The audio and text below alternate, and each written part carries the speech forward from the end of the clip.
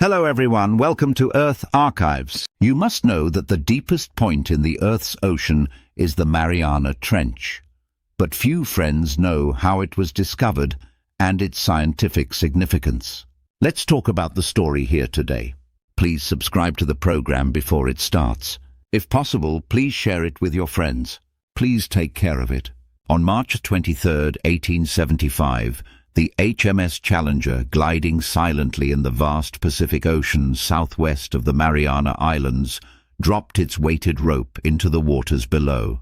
It was a routine depth sounding, a task they had performed countless times before. But this time something was different. The rope didn't stop sinking. It kept falling deeper and deeper, past 27,000 feet, 5 miles down. The crew watched in stunned silence, unable to comprehend what was happening. Finally, after what seemed like an eternity, the rope hit the bottom. The Mariana Trench, a mysterious abyss that no one had known existed, was now revealed. This was humanity's first touch into the deep, dark heart of the ocean, a place so profound and mysterious that it would captivate scientists for generations. What they would later learn shocked the world. The Mariana Trench, at its deepest point, plunges to a staggering 36,000 feet, nearly 7 miles below the surface. That's deeper than Mount Everest is tall. The pressure at such depths is over 1,100 times greater than at sea level, a force equivalent to having the weight of an African elephant placed on the tip of a person's thumb.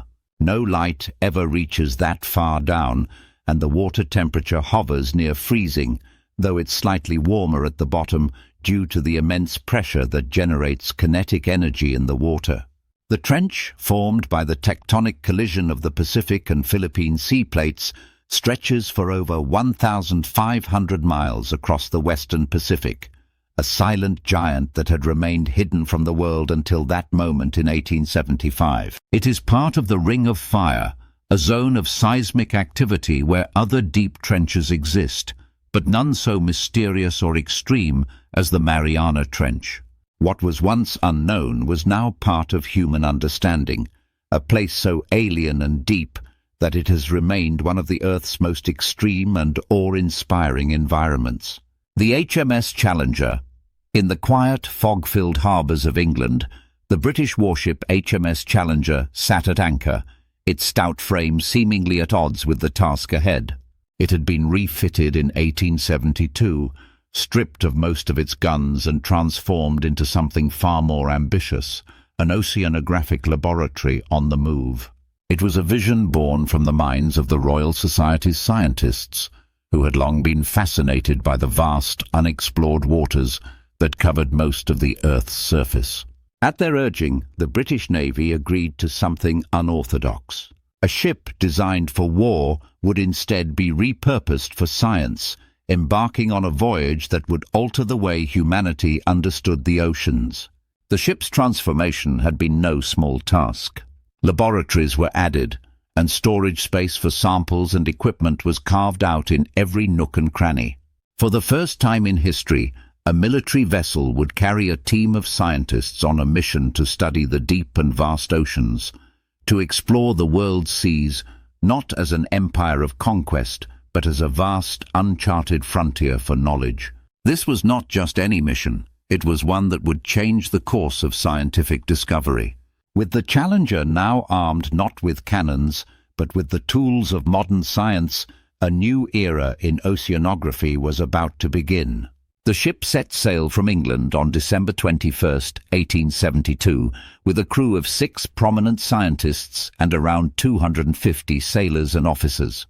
They faced not only the uncertainty of a scientific mission, but also the inherent risks of the sea. From the start, the weather seemed to conspire against them. The voyage began with a storm that tossed the ship and delayed their journey. Instead of making a straight line across the Atlantic, the ship was forced to make detours to Portugal and the Canary Islands, which set them back weeks. But for those aboard, this was but the first of many challenges, and in the grand scheme, it would be a footnote in a voyage that would last over 3 years. The journey was filled with contradictions, as it had both the typical structure of a naval expedition and the intellectual curiosity of an academic pursuit. On one hand, the sailors carried out their regular duties, caring for the ship, ensuring its navigation, and maintaining order. But there was something unusual about this voyage. The scientists, with their notebooks, specimen jars, and scientific instruments, were given priority over the military officers. For many sailors, this was a bitter pill to swallow. Doug McDougall, a historian of the Challenger expedition, recounts the sentiments of the crew. Usually it was the other way around, a Navy expedition with a scientist or two on board, he says. The Challenger's sailors were instructed that their job was to serve the scientists, and I think some of the sailors were sometimes not too happy about that. Over the course of their voyage, the HMS Challenger traversed the world's oceans, and along the way it passed through some of the most perilous and awe-inspiring environments on Earth. First, the ship made its way across the Atlantic, the stormy seas eventually settling to reveal the vast stretch of ocean. But their true challenge lay ahead. After navigating through the cold waters of the North Atlantic and rounding the Cape of Good Hope at the southern tip of Africa, the ship set its course toward Antarctica, only to be halted by the impenetrable ice. From there, the expedition made its way to Australia and New Zealand, where scientists took stock of the marine life in those rich, distant waters. Hong Kong and the Philippines followed before the Challenger sailed on to New Guinea and Japan. Throughout their journey, the scientists carefully studied the depths, collected samples, and meticulously recorded every discovery. They encountered new species, mapped ocean currents, and began to unravel the mysteries of the sea. In the Pacific, the ship made stops along its way, including the islands of Hawaii. As they moved across the vast expanse of the ocean, the crew marveled at the unbroken horizon, a reminder of just how little they knew about the waters that made up the majority of the Earth's surface. They measured currents, studied marine life, and took samples from the ocean floor. They learned more about the composition of the ocean itself, the types of sediments that lay at its bottom, and the myriad species that called the deep sea home. But it was in the Pacific where one of the most astounding discoveries of the entire expedition would be made. On March 23, 1875, the Challenger dropped a weighted rope into the waters southwest of the Mariana Islands. The crew had performed this simple task countless times before, but this time the rope didn't stop falling. As it descended, the sailors watched in disbelief as the line kept stretching deeper and deeper into the abyss.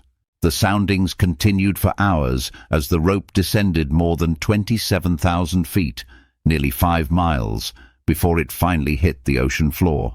The scientists aboard realized they had just discovered the deepest known part of the world's oceans, a place they would later call the Mariana Trench.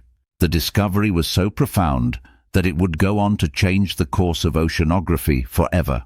After visiting the Americas, rounding Cape Horn, and traveling back across the Atlantic, the HMS Challenger finally returned to England in 1876, more than 3 years after its departure. But the voyage was far from over. The scientists aboard the Challenger had gathered an immense amount of data, and the work of analyzing and cataloguing their discoveries would continue for years to come. They had returned with evidence that would fuel new scientific pursuits and inspire generations of explorers to follow in their wake. The Challenger's journey had transformed the way humanity viewed the oceans, and in doing so, it had opened up an entirely new field of study, one that would continue to evolve, uncovering new mysteries of the deep for centuries to come. The discovery of the Mariana Trench. The HMS Challenger's voyage had already been filled with discovery, but nothing could have prepared the crew for the unexpected event that would forever alter our understanding of the ocean. The ship, navigating toward Japan, was stationed approximately 175 miles southwest of Guam, at the southernmost of the Mariana Islands. The sea was eerily calm, with only the faintest breeze to stir the air. It was a rare moment of tranquility on a journey otherwise marked by relentless work and turbulent seas. The usual procedure for taking depth measurements was straightforward. When the ship stopped for observations, the engines were fired up to keep the vessel stationary. But with the winds light and the current mild, the captain made a decision that would unknowingly lead to a historic breakthrough. Rather than using the engines and burning precious coal, he decided to let the ship drift lazily with the gentle pull of the water. It was a small adjustment, an ordinary choice made in the name of practicality, but it would soon unveil an extraordinary mystery lying deep beneath the waves. The crew lowered the weighted hemp rope, as they had done countless times before.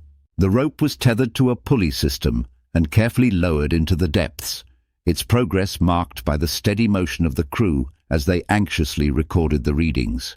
The measurement that appeared was a staggering 4,475 fathoms, equivalent to nearly 27,000 feet, an astonishing depth that far surpassed anything the crew had encountered on their global voyage. For comparison, the ship's usual depth soundings had hovered around a few thousand feet at most. But this was something entirely different, an abyss, a gaping void beneath the Challenger that seemed to stretch endlessly downward.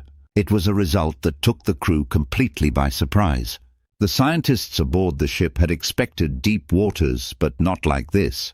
They were astonished, Doug McDougall, an expert on the Challenger's journey, recalls. It was an outcome that defied their expectations, one that they couldn't quite comprehend in the moment.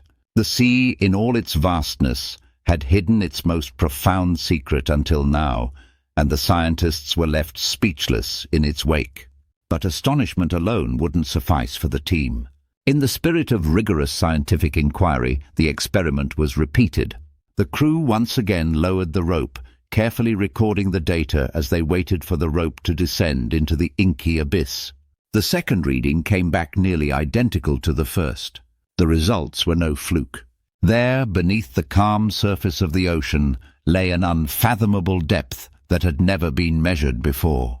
The immense pressure at that depth was palpable, and it quickly became apparent to the scientists that their instruments were no match for the crushing force. The thermometers attached to the rope were crushed under the tremendous pressure, rendering them useless. It was a sobering reminder of the harsh realities of the deep ocean, a place where the forces of nature were so extreme that even the most advanced technology of the time could not withstand its pressures. Despite this setback, the discovery was monumental. The team, having already uncovered so much about the ocean, was now faced with a new and thrilling mystery. They named the area Swire Deep in honor of the Challenger's navigating sub-lieutenant, who had overseen the calculations that led to the discovery. It was a fitting tribute, as it was his keen navigation that had allowed the ship to stumble upon this hidden wonder in the first place. The finding of the Mariana Trench, as it would later come to be known, was an unexpected and remarkable event. While the crew had been focused on routine depth soundings, they had unwittingly located the deepest part of the world's oceans. The trench itself would later be confirmed to plunge to depths of nearly 36,000 feet, a depth that far exceeded anything the scientists could have imagined in 1875. It was deeper than Mount Everest is tall, a chasm in the earth so profound that it seemed to defy belief. In the years since, the Mariana Trench has become synonymous with the extreme and the unknown. It has captured the imagination of scientists, explorers, and adventurers alike, each drawn to its profound depths and the secrets it holds. The Challenger's discovery marked the beginning of humanity's ongoing fascination with the deep ocean, a place that remains as mysterious and inaccessible as ever. Subsequent expeditions. Following that initial discovery, the Challenger continued its journey, but the mystery of the trench remained elusive. It wasn't until 1899, when a U.S. expedition returned to the area, that the true enormity of the trench began to come into focus. A rope was lowered again, this time sinking to a remarkable 31,600 feet. The measurement surpassed the Challenger's earlier findings, but even then, the depth of the Mariana Trench was still not fully understood. It wasn't until the 1950s that technology advanced enough to make more precise measurements. The HMS Challenger II, a British Navy vessel named in honor of the original expedition, employed an echo sounder, a new tool that used sound waves to measure the depth of the ocean. This technology proved to be far more accurate than earlier methods. In the early 1950s, the Challenger II recorded a depth of 35,640 feet, making it clear that the trench was deeper than anyone had realized. As technology continued to improve, further measurements were taken using advanced sonar systems, including single-beam sonar, multi-beam sonar, and side-scan sonar. Pressure sensors were also deployed to give a more accurate representation of the depth. Despite some variation in the measurements due to the ever-changing nature of the ocean floor, all recent readings have placed the depth of Challenger Deep at approximately 36,000 feet. It is muddy down there, and there are a lot of underwater avalanches at these sites, explains oceanographer Geringer.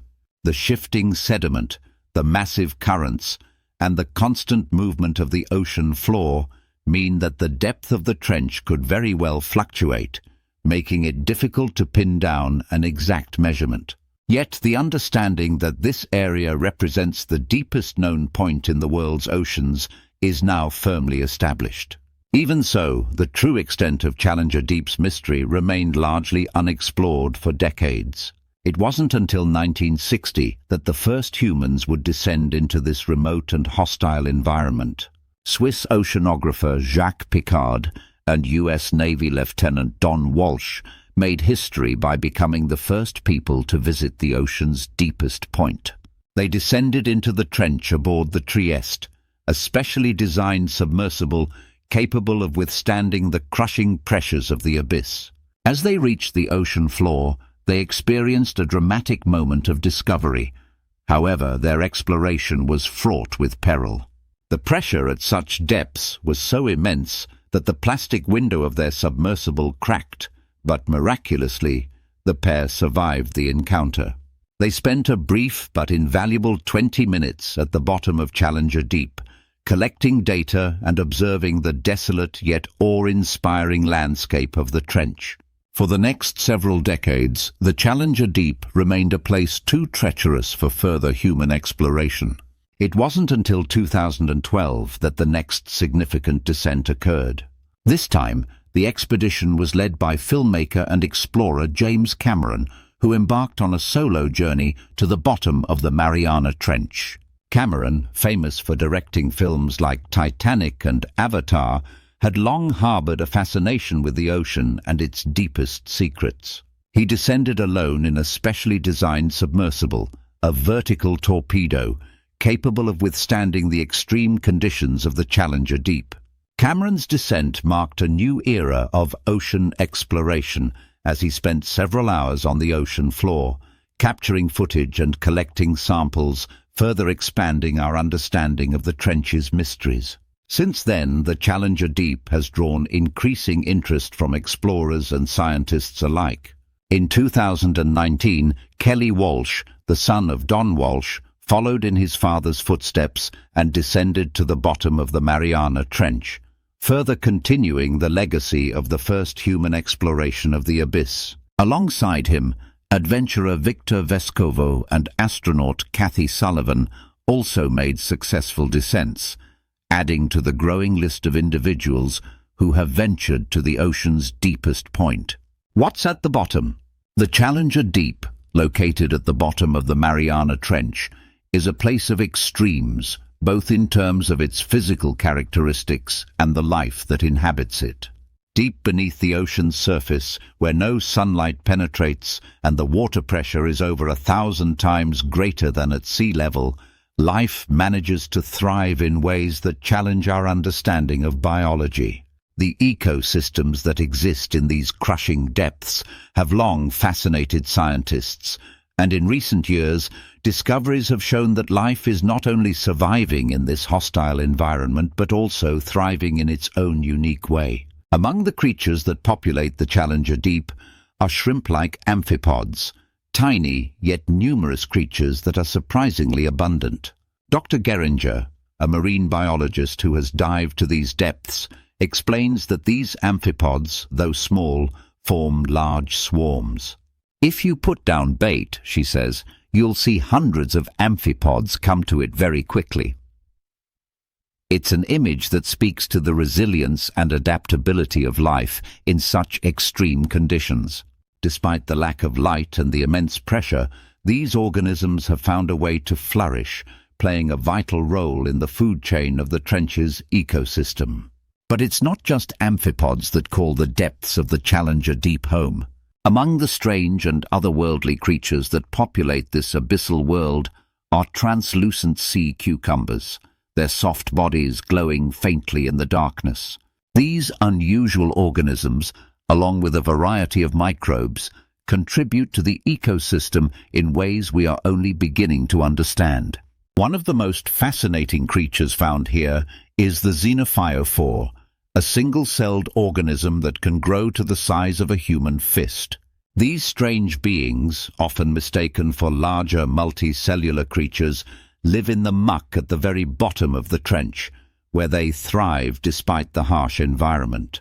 Fish, too, inhabit the depths of the Mariana Trench, though they have a limit to how deep they can venture.